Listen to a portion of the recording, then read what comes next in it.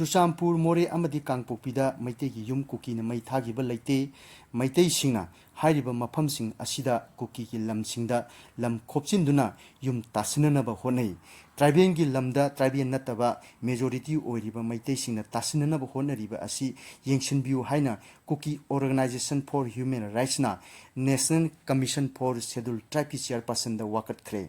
serol asina makhatar duna hai MLRN LR Act 1960 Section 158 की मायोक्ता ट्राइबिंग की lump मैते न मुन्नना बहोनरे Land Revenue and the Land Reform Act 1960 की मतुंग इना ट्राइबल की लमदा ट्राइबल नत्तबन ट्रांसफर तौब यारोय करिगुंबा ट्रांसफर तौब तारबदी डीसी की अयाब लौगदबनी ट्राइबल सिंगी socio cultural identity customary right अमदी economic security ngakna thamgadamni haina kuki na makha tari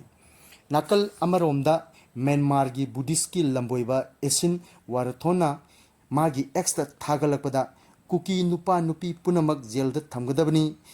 मखोइन पोलकपा आंगांग सिंगसु जुवेनाइल होम द थमगदबनी हाइरी